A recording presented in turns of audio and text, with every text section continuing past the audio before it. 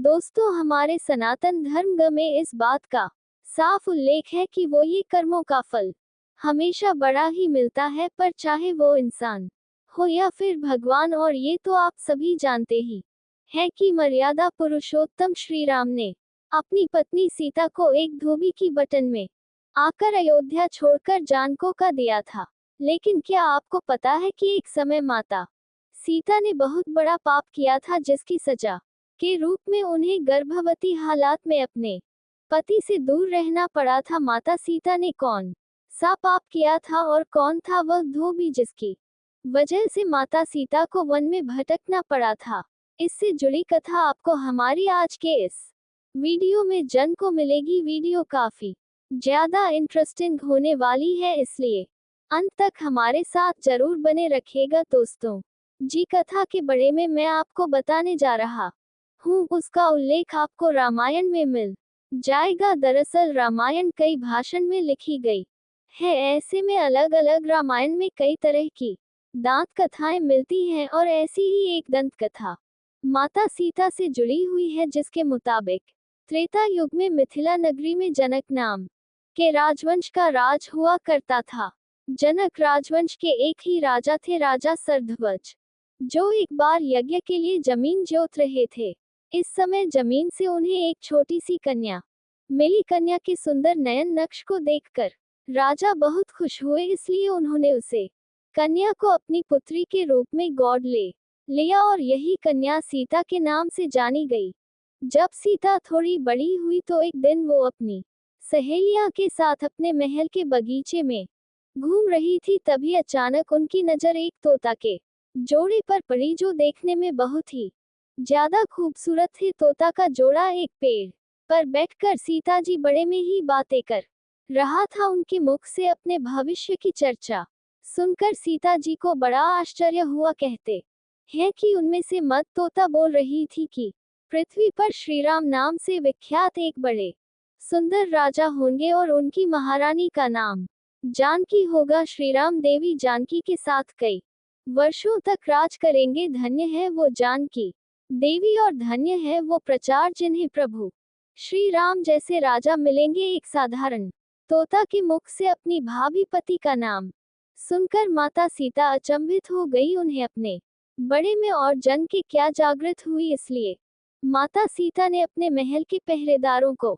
बोलकर दोनों पक्षियों को पकड़ लिया और फिर दोनों को पूछ करते हुए पूछा, तुम दोनों पक्षियों को भविष्य के बारे में इतना ज्ञान कहाँ से प्राप्त हुआ? तब पक्षियों ने बताया कि इससे पहले हम ऋषि वाल्मीकि के आश्रम में करते थे, जहाँ रोज राम और सीता के जीवन के बारे में बताया जाता है, इसलिए हमें उन दोनों के बारे में हर चीज कंठस्थ याद हो गई है। सीता जी ने जब ये सुना तो उन्होंने सोचा कि ये दोनों पक्षी तो बहुत दिव्य है, क्यों ना मैंने बला फुसलाकर अपने जीवन से जुड़ी सारी बातें पूछ लूं।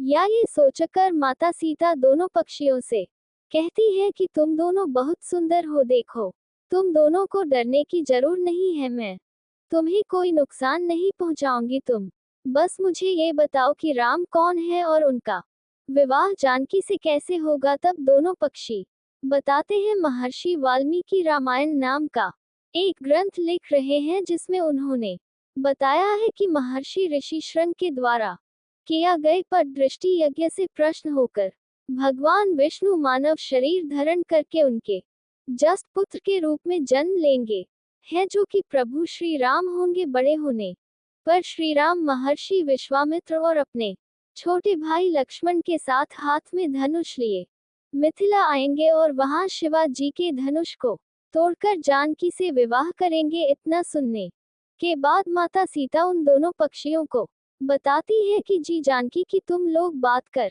रहे हो वो मैं ही हूँ, मैं सीता भी हूँ और मैं जानकी भी हूँ, इसलिए तुम बताओ कि मेरे प्रभु श्री राम कैसे दिखते हैं? इस पर न तोता माता सीता को बताता है कि श्री रामचंद्र का मुख कमल के समान सुंदर है, उनके नेत्र बड़े बड़े और खिले हुए हैं, उनकी नाक ऊंची और भोजी घुटनों तक जाती है, उनका गला शंकर के समाज है और उनकी सुंदरता का क्या वर्णन करूं? उनके गुना का बखान तो 100 मुख वाला भी नहीं कर सकता। दोनों पक्षी आगे एक साथ कहते हैं, माता जानकी आप सकते हैं जो आपको रघुनाथ जी की पत्नी बने का सौभाग्य मिला है। आपकी जोड़ी तीनों लोकन में सबसे अद्भुत होगी। इतना सुनकर देवी सीता पुनः उनसे सवाल पूछती हैं और वह तोता का जोड़ा फिर से उनके सवालों का जवाब देता है। और इस तरह से देवी सीता जी सवाल पूछती जाती है और तोता का वो जोड़ा जवाब देता राहत है। लेकिन एक समय के बाद दोनों तोतों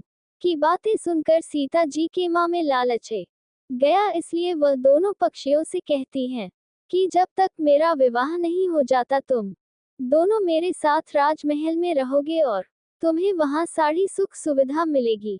सीता जी की बात सुनकर तोता का जोड़ा घबरा गया। न तोता माता सीता से कहता है कि ही जनकपत्री, हम आसमान के पंछी हैं, पिंजरे में बैन रहकर हम जीवित नहीं रह पाएंगे, इसलिए आप हमें आजाद कर दीजिए। न तोता के बहुत ज्यादा विनती करने पर माता गीता ने न तोता को छोड़ दिया, लेकिन उन्होंने मत तोता को नहीं छोड़ और कहा कि अब यह मेरे साथ रहेगी। इस पर न तोता माता सीता से कहता है, मेरी पत्नी गर्भवती है, इसलिए ऐसे समय में उसको जान दे, हम दोनों एक दूसरे का वियोग सहन नहीं कर सकते, इसलिए आप मेरी पत्नी को जान दीजिए। लेकिन माता सीता ने न तोता की एक भी ना सुनी। इस पर मत तोता ने माता सीता से गिड़गिड़ाते हुए कहा, मैं गर्भवती हूँ, आप मुझ में पर तरस खाएं, मुझे जान दे, मैं अपने स्थान पर जाकर बच्चे पैदा करूंगी और आप चाहेंगे तो उसके बाद में फिर से यहाँ आए जाऊंगी। लेकिन देवी सीता अभी भी मत तोता को छोड़ने को तैयार ना थी। उसे पर वादा तोता को गुस्सा आ जाता है और वह माता सीता को श्राप देते हुए कहती है कि जिस तरह तुमने गर्भावस्था में मेरे पति से मुझको अलग कर दिया है, वैसे ही गर्भावस्था दौरान तुमको भी पति वियोग सहाना पड़ेगा। इतना कहकर मत तोता वही अपने प्राण त्याग देती है। मत तोता के प्राण त्यागने के कुछ समय बाद न तोता भी अपनी पत्नी के वियोग में प्राण त्याग देता है, लेकिन प्राण त्यागने से पहले वो माता सीता से कहता है कि तुमने जो कर्म किया है तुम्हें उसकी सजा मिलकर रहेगी, और तुम्हें सजा दिलाने के लिए मैं मनुष्यों से भारी श्री राम की नगरी अयोध्या में इंसान रूप में जन्म लूंगा और मेरे ही कारण तुम्हें पति के वियोग का दुख उठाना पड़ेगा। कहा जाता है कि तोता की बात सुनकर माता सीता को बहुत दुख हुआ, लेकिन तब तक बहुत डर हो चुकी थी और माता सीता शकर भी कुछ नहीं कर सकती थी। बताया जाता है कि अगले जन्म में ये तोता वही धोबी था जिसने माता सीता के चरित्र पर उंगली उठाई थी, जिसके बाद प्रभु श्री राम ने देवी सीता को गर्भावस्था के दौरान त्याग दिया था। तब सीता वन में भटकती हुए महर्षि वाल्मीकि के आश्रम में पहुंचे और वहीं पर उन्होंने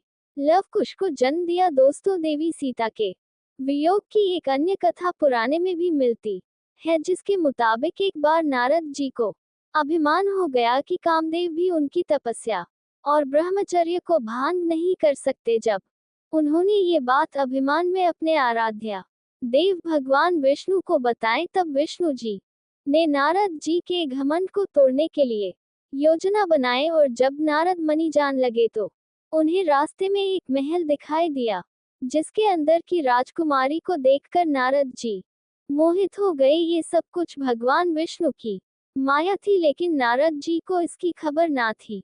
राजकुमारी के सौंदर्य से नारद जी का तब भान हो गया, इसलिए नारद जी अब राजकुमारी को अपने के लिए भगवान विष्णु की शरण में पहुंच गए और उनसे कहा कि हे प्रभु, आप मुझे अपना श्री हरि का रूप दे दीजिए ताकि मेरा विवाह परी से संपन्न हो सके। तब भगवान विष्णु ने कहा है नारद जी, कहानी ऐसा ना हो कि आप इस रूप को लेकर बाद में पछताने लगे। दरअसल नारद जी राजकुमारी का रूप देखकर भूल गए थे कि भगवान विष्णु का रूप एक वानर का भी है, और नारद जी के घमंड को तोड़ने के लिए भगवान विष्णु ने अपना वानरूप ही नारद जी को दे दिया। जब नारद जी राजकुमारी के स्वयंवर में पहुंचे, तब पूरी सभा नारद जी के मंदिर वाले मुख को देखकर हंसने लगी और राजकुमारी ने भी इनके मुख को देखकर उन्हें वरमाला नहीं पहने। कहा जाता है कि इस समय भगवान विष्णु उसे सभा में पधारे, जिन्हें